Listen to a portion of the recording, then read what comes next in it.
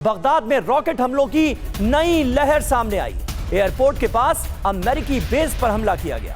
Iran ने अमेरिकी दूतावास को भी किया है टारगेट। ये देखिए तस्वीरें ईरान की तरफ से ये ताजा हमला, जिसमें निशाने पर अमेरिकी दूतावास की इमारत नजर आई, लेकिन यहां पर एयर डिफेंस सिस्टम ने हमले को नाकाम कर दिया और अमेरिकी दूतावास को बचा लिया।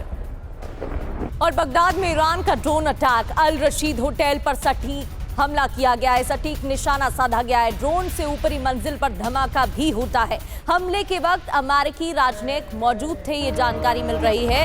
अल रशीद होटल में अमेरिकी राजनयिक रुके हुए थे और ये वही होटल है जिस पर हमला हुआ।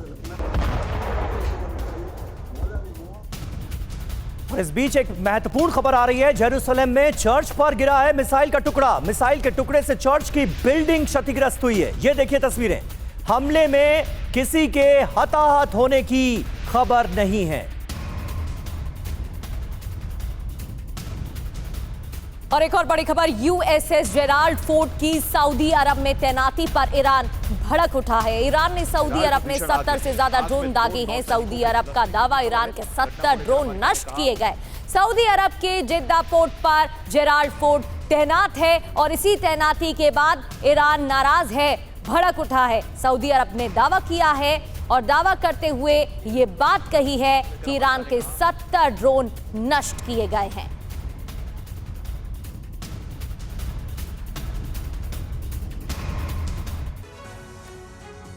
तो देखिए, जेराल्ड और लिंकन, अरब विनाश के दो यंत्र। चार बड़ी बातें।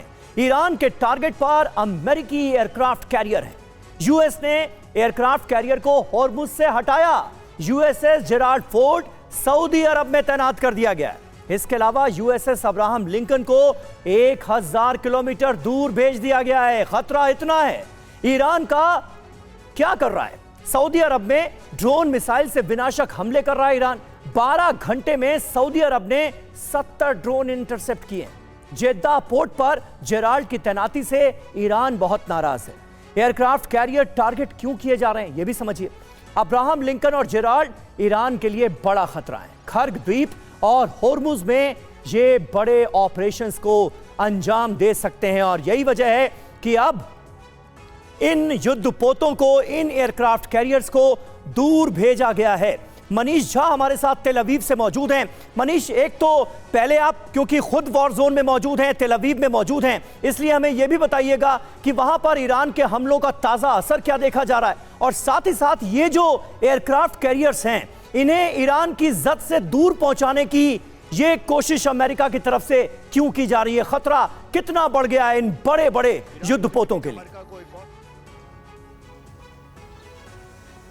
बिल्कुल समीर, सबसे पहले तो तेल अवीव का हाल बताऊं कि पूरी रात जिस तरह से ईरान से मिसाइल के हमले होते रहे और हम सब, ना केवल तेल अवीव के लोग बल्कि हम सब मिसाइलों से बचने के लिए अपने कमरे को छोड़कर, अपने बिस्तर को छोड़कर बार बार बंकर की ओर जाते रहे और ये सिलसिला कई राउंड चला।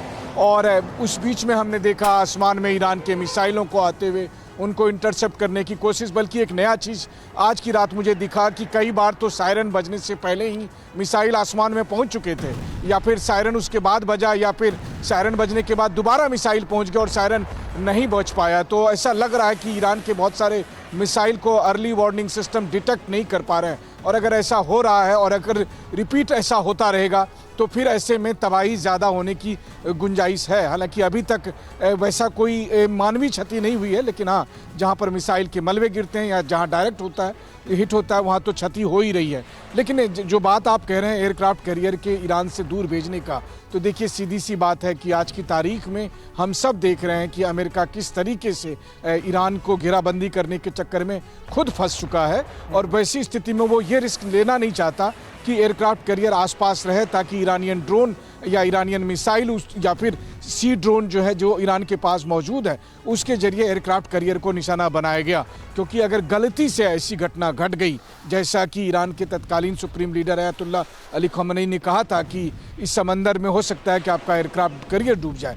देखिए, ये बात सही है कि ईरान को बहुत नुकसान पहुंचा है, ये बात सही है कि ईरान बहुत कमज़ोर हो गया है, लेकिन फिर वही बात है कि ईरान ने जिस तरीके से फायर बैक किया है और जिस तरीके से वो अमेरिका को नुकसान पहुंचाता है, अगर गलती से एयरक्राफ्ट कैरियर डूब गया तो फिर ट्रंप का क्या होगा, फिर ईरान अमेरिका की साख का क्या होगा। इसलिए अमेरिका की कोशिश है कि ना केवल वो एयरक्राफ्ट कैरियर को ईरान से दूर लेकर जाए, बल्कि लगातार उसको एक जगह से दूसरी जगह तक भेजे ताकि ईरान के इंटेलिजेंस को एक्चुअल लोकेशन ना पता चले। बिल्कुल। बहरहाल इन सब के बीच में ईरानी मिसाइल लगा और ईरानी ड्रोन अमेरिकी इस्टेब्लिशमेंट को, चाहे वो खाड़ी देशों में हो, इजराइल में हो या दूसरी और जगह हो, वहाँ वो ढूंढ रहे हैं, वो उनको अटैक कर रहे हैं। 10 में एक ही सही, लेकिन जब वो एक बार अटैक करते हैं तो वो तबाही अमेरिका की साख को, सत्ता को लगातार चुनौती दे रही है। बिल्कुल। और कहीं ऐसा तो नहीं कि अमेरिकी राष्ट्रपति समझ गए हैं कि इस वॉर में युद्धपोत को भी नुकसान हो सकता है, इसलिए बाहर किया गया है और इस वजह से ये निर्णय लिए गए हैं। हिजबुल्लाह की तरफ से भी मनीष कई हमले हुए, इस पर भी आपसे चर्चा करेंगे, लेकिन रॉकेट बौछार से इजराइल में कैसे तबाही मचाई गई इसकी तस्वीरें आपको दिखाते हैं।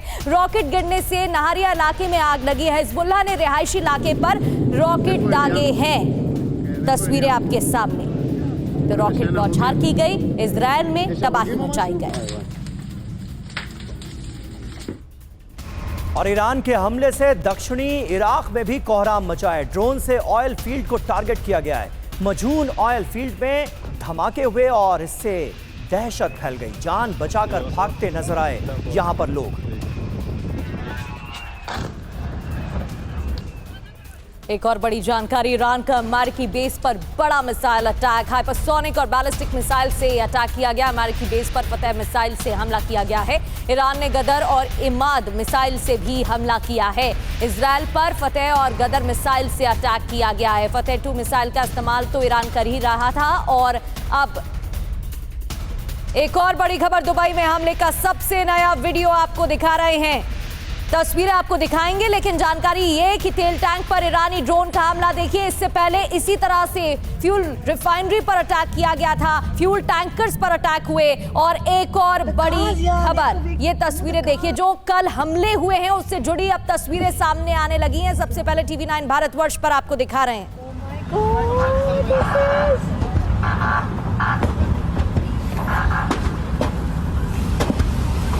I can't tell you how hot it is.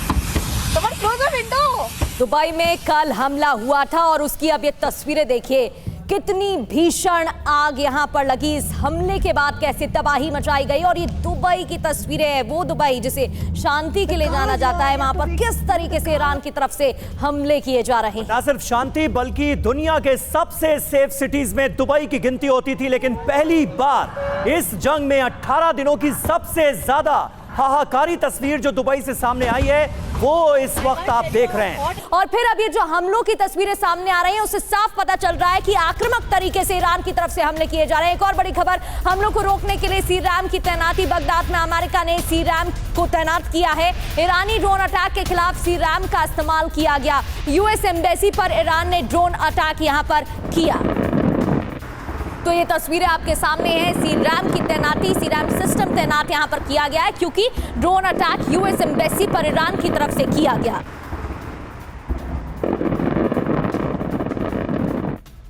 और ऑपरेशन ट्रू प्रॉमिस 4 की बात करें तो ईरान किस तरीके से काम कर रहा है और ब्रह्मास्त्र ईरान के क्या हैं, बड़ी बातें क्या हैं। ईरान सबसे एडवांस मिसाइल से हमला कर रहा है, हाइपरसोनिक मिसाइल से बड़े हमले कर रहा है। अमेरिकी बेस और इजराइल पर मिसाइल अटैक किया गया। अलग अलग देश में अमेरिकी बेस पर बड़े हमले किए गए। फतेह 2 मिसाइल की बात करें, हाइपरसोनिक मिसाइल की इस्तेमाल की बात करें जिसकी रफ्तार 15,000 किलोमीटर प्रति घंटा है। इसकी मारक क्षमता की बात करें तो 1500 किलोमीटर है। फिर गदर मिसाइल जिसका हाल ही में इस्तेमाल किया गया, इसकी बात करें तो मीडियम रेंज बैलिस्टिक मिसाइल है ये। इसकी रफ्तार है 6000 किलोमीटर प्रति घंटा, मारक क्षमता है 1500 से 2000 किलोमीटर। इमाद, इसका भी इस्तेमाल ईरान ने किया। मीडियम रेंज बैलिस्टिक मिसाइल है ये और 750 किलो पेलोड ले जाने में सक्षम भी है। मारक क्षमता है 1700 किलोमीटर। और सेजल मिसाइल जिसका हाल ही में इस्तेमाल किया गया, इसकी स्पीड बहुत ज्यादा है, घातक हमले करने में सक्षम मीडियम रेंज बैलिस्टिक मिसाइल है ये। मारक क्षमता 2400 किलोमीटर, 700 किलो पेलोड ले जाने में सक्षम है। निनाद सर जिस तरीके से यहाँ पर हमले किए जा रहे हैं, ईरान की तरफ से बयान दिए गए कि अभी ये तो शुरुआत है और ऐसे घातक हथियार हैं जो हमारी तरफ से निकाले जाएंगे और फिर जो हमले होंगे, जो बदला लिया जाएगा, वो इससे भी ज्यादा बड़ा और बुरा होने वाला है। एक पत्र भी लारिजानी की तरफ से लिखा गया, जितने भी मुस्लिम देश हैं और उनको समर्थन देने की बात कही गई। इस डिप्लोमेसी को कैसे देखते हैं सर आप? क्योंकि ईरान की तरफ से धमकी भी दी जा रही है, साथ आने की अपील भी की जा रही है और यह भी बताया जा रहा है कि आप अमेरिकी राष्ट्रपति डोनाल्ड ट्रंप का अगर साथ देते हैं तो ऐसा ना हो कि आने वाले वक्त में जो आज ईरान के साथ हो रहा है वो आपके साथ भी हो। तीन चीजें हैं इसमें। बड़ा दिलचस्प दौर अब वॉर में आ रहा है। एक तरफ से मिसाइल डिफेंस कम हो रहे हैं अमेरिका और इजराइल के, और दूसरी तरफ से ईरान की मिसाइलों की लॉन्च करने की क्षमता भी कम हो रही है।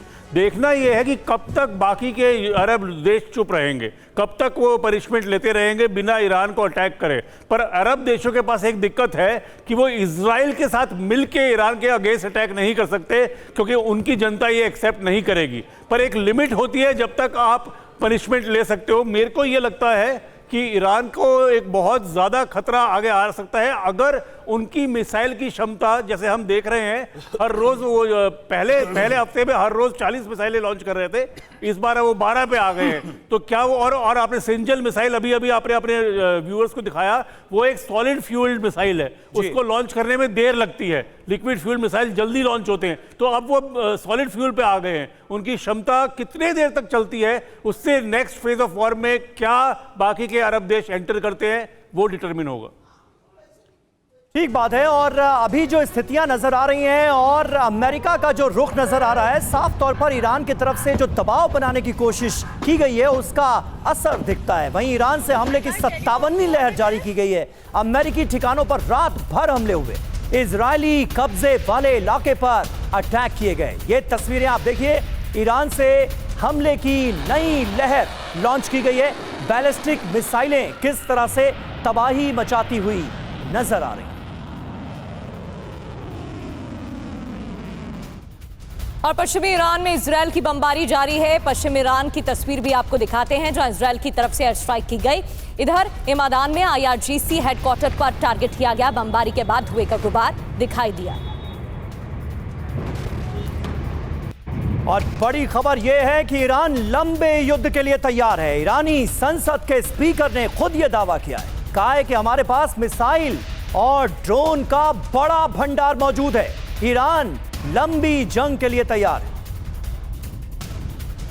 ईरान युद्ध पर रशिया का US पर तंज। रूस के विदेश मंत्री सरगेई लावरोव ने कहा, अमेरिका को लगा था ईरान को झुका देंगे, अमेरिका को पता चला वो कितना गलत था। और देखिए, ईरान युद्ध में इस तरह से हुई रूस की एंट्री। लावरोव ने क्या कहा, अमेरिका इजराइल ने ईरान को बहुत गलत आंका। अमेरिका को लगा कि कुछ घंटों में ईरान झुक जाएगा। ईरान पर हमला अमेरिका का गलत फैसला साबित हुआ। अब इस बयान के 5 मायने हैं। 18 दिन के बाद जंग का कोई नतीजा नहीं निकला है। अमेरिका ईरान में सत्ता परिवर्तन नहीं करा सका। ईरानी लोग सरकार के खिलाफ सड़कों पर नहीं उतरे। ईरान के हमले से इजराइल को भारी नुकसान हुआ। मध्य पूर्व में अमेरिकी बेसेस में भारी तबाही मची और इसके लिए जिम्मेदार किसे माना जा रहा है? डोनाल्ड ट्रंप को। बड़ी बात यह कि ईरान पर हमला कर अमेरिका ने अरब को जंग के अंदर झोंक डाला है। हमारे साथ इस वक्त एयर कॉमोडोर कार्तिकेय काले मौजूद हैं। काले साहब, आपसे जानना चाहेंगे, आखिर ये हश्र अमेरिका का जो आज की तारीख में नजर आ रहा है, इसके पीछे सबसे बड़ी वजह क्या है? ईरान को क्या सही तरीके से आंकने में बहुत बड़ी गलती कर दी ट्रंप ने? देखिए, बिल्कुल करिए, इसमें कोई शक नहीं है। आप ऐतिहासिक दृष्टि से देखें तो ईरान पिछले 7-8 प्रेसिडेंट्स यूनाइटेड स्टेट्स के जो हैं वो ईरान के अगेंस्ट ही रहे हैं, बिकॉज ईरान की ये पुराना इतिहास रहा है अमेरिका को धमकाना और अमेरिका के अगेंस्ट जो है एक्शंस लेना। कोई सॉलिड एक्शंस एक्चुअली ईरान ने अमेरिका के अगेंस्ट वैसे नहीं लिए हैं, मोस्ट एक्शंस जो हैं वो इजराइल के अगेंस्ट लिए हैं, लेकिन वर्बली यानी मौखिक तौर पे वो हमेशा बोलता रहा है कि ईरान यूएस उसका दुश्मन रहा है। तो पिछले ऐतिहासिक दृष्टि से इतने सारे प्रेसिडेंट्स आए पर किसी प्रेसिडेंट ने ये एक्चुअली एक तरह से हिम्मत नहीं करी कि ईरान को मिलिट्री एक्टिविटी में इन्वॉल्व करे, क्योंकि वो जानते थे कि ईरान एक बहुत बड़ा देश है। देखिए वो ऑलमोस्ट भारत से 2/3 ही छोटा है, तो बहुत बड़ा देश है अपने आप में, और एक बड़े देश को ऊपर हमला करने के लिए जो है वो एक अलग तरह की रणनीति चाहिए। और ट्रंप का ये डिसीजन कि वो मैरीटाइम सपोर्ट के साथ, केवल एक मरीन फोर्स के साथ जो है इस बात को अचीव कर सकते हैं, और वो भी शॉर्ट ड्यूरेशन वॉर में अचीव कर सकते हैं। आई थिंक ये बहुत बड़ी उनकी डोनाल्ड ट्रंप की ये हालत दरअसल ये भी बता रही है काले साहब कि बाकी अमेरिका के जो राष्ट्रपति रहे उनसे पहले उन्होंने ये कदम क्यों नहीं उठाया, क्या सोचकर नहीं उठाया, कहीं ना कहीं ये भी साबित होता है काले साहब। बिल्कुल यही साबित होता है कि सामरिक दृष्टि से उन्होंने दूर की दृष्टि लगा के ये सोचा कि सामरिक दृष्टि से ईरान के साथ जंग में पड़ना जो है वो अमेरिका के लिए घातक हो सकता है, वो अमेरिका के लिए लॉस मेकिंग हो सकता है। तो इस प्रकार से उन्होंने जब वो डिसीजन लिया होगा, तो मुझे लगता है कि ये सारे डिसीजंस जो हैं ये इस बेसिस पे लिए जाते हैं कि फायदा कितना और नुकसान कितना। जब नुकसान ज्यादा देखा जाता है तो कोई देश वो डिसीजन नहीं लेता है। तो मुझे लगता है कि पुराने प्रेसिडेंट्स ने इस बात को वे करके ये डिसीजन लिया कि ईरान के साथ जो है मिलिटरीली या इस तरह की लड़ाई में नहीं उलझना है। परंतु ट्रंप का जो डिसीजन है वो शायद क्षणिक था, शायद इजराइल से इन्फ्लुएंस था, शायद अपनी लोकल डोमेस्टिक पॉलिसीज से इन्फ्लुएंस था, शायद ईरान ये अपना चीन को जो है किसी तरह से सामरिक दृष्टि से रोकने की कोशिश थी। 1979 की इस्लामिक क्रांति के बाद से ही तमाम जो अमेरिकी राष्ट्रपति हैं उन्होंने ये सपना तो देखा था, लेकिन वो नहीं किया जो ट्रंप ने कर दिखाया। और मनीष भी हमारे साथ लगातार बने हुए हैं। मनीष, यहाँ पर डोनाल्ड ट्रंप की तरफ से शक भी जाहिर किया गया था कि रशिया की तरफ से मदद की जा रही है, और अब तो रूस के जो मंत्री हैं उनका बयान भी सामने आ चुका है और उनकी तरफ से कहा गया है कि ईरान झुकने वाला नहीं है जैसा अमेरिका को लगा था। मनीष, देखिए सबसे बड़ी बात तो यह है कि बाकी अमेरिकी राष्ट्रपति जो है उस झांसे में नहीं आए जिस झांसे में ट्रंप आ गए, और ट्रंप ने ये फैसला ले लिया। लेकिन जहाँ तक रूस का सवाल है तो दरअसल रूस से जितनी उम्मीद की जा रही थी ईरान को मदद देने के लिए, उन्होंने ऐसा नहीं दिया है। हाँ, राजनीतिक तौर पर वो ईरान के साथ दिख रहे हैं, या फिर वो कह रहे हैं कि चलो बहुत अब तक कह रहे थे मुझे कि यूक्रेन में क्यों 4 साल लग गया, यूक्रेन में क्यों 4 साल लग गया, अब बताओ ईरान में तुम क्या कहोगे। तो इस वक्त रूस को यूक्रेन की किंग में जो अपमानित होना पड़ रहा था, तो वहाँ पर लग रहा है कि चलो अब अमेरिका भी उसी स्थिति में आ गया जो स्थिति में वो यूक्रेन के साथ हैं, इसलिए वो खुश हो रहे हैं। लेकिन अब देखिए इस जंग में हर कोई एक्सपोज हो रहा है। अमेरिका तो एक्सपोज हो ही गया, यूएई के साथ देखिए ऐसा नहीं है कि ये यूएई को उसके कर्मों की सज़ा मिल रही है। यमन में, सीरिया में, सोमालिया में, कई और अफ्रीकी कंट्री में यूएई ने जो है सो किस तरीके से कई हथियारबंद गुटों को जो है सो हथियार सप्लाई किया, वहाँ पर अस्थिरता फैलाई, वहाँ पर आगजनी कराई, और आज दुबई और अबू धाबी में जो कुछ हो रहा है वो उनके कर्मों की सज़ा है। हाँ, फ़ायदा किसे मिला तो देखिए इजराइल को फ़ायदा मिला। इसलिए नहीं कि मैं इस वक्त इजराइल में खड़ा हूँ तब ये बात कह रहा हूँ, इजराइल को जो अपना स्ट्रेटेजिक गोल चाहिए था वो अचीव होता हुआ दिख रहा है। ईरान कमज़ोर हो रहा है, भले ही उसकी कीमत ट्रंप को राजनीतिक तौर पर चुकानी पड़े, लेकिन नेतन्याहू को, इजराइल की सरकार को ये फ़ायदा मिला कि जिस ईरान से वो डर रहे थे, और इनका कहना भी सही है कि देखिए इतना ईरान पावरफुल हो गया था, अब तो ईरान कमज़ोर तो हो रहा है, तो इन्होंने ठीक है एक बार में ये रिजीम चेंज नहीं करा पाएंगे, लेकिन ये ईरान को इतना कमज़ोर कर देंगे कि अगले 10 साल तक वो इजराइल को कम से कम मिटाने की बात नहीं कर पाएगा। ये महत्वपूर्ण बात है मनीष, जिसका आप जिक्र कर रहे हैं कि इजराइल बहुत हद तक अपने मकसद में तो कामयाब होता हुआ नजर आ रहा है। हालांकि भले ही इस जंग की कीमत इजराइल को भी चुकानी पड़ रही है, लेकिन बहुत हद तक वो अपने मकसद में तो कामयाब हो रहा है। यहां डोनाल्ड ट्रंप को तो कुछ भी हासिल होता हुआ नजर नहीं आ रहा है। एक और अहम खबर है, इराक के इरबिल में मिसाइल से प्रहार हुआ है। ईरान ने रात भर किया जोरदार हमला। ईरान के निशाने पर अमेरिकी सैन्य ठिकाने रहे। अमेरिकी डिफेंस ने भी किया है पलटवार। ये देखिए तस्वीर। और इजराइल के तेल अवीव पर फिर बड़ा अटैक हुआ है। ईरानी मिसाइल अटैक से जोरदार धमाका, रिहायशी इलाके की इमारत ध्वस्त हो गई। ये देखिए तस्वीरें, एक और अटैक और इमारत को भारी नुकसान। ईरानी missile attack.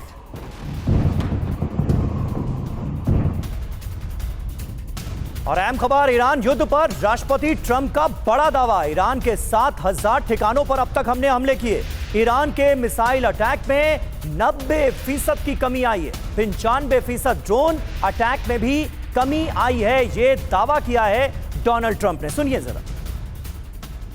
America versus Iran जारी है बारूदी घमासान। तस्वीरें तो सामने आ ही रही हैं। ईरान के 7,000 ठिकानों पर हमला हुआ। यूएस इजराइल के 200 ठिकाने तबाह कर दिए गए।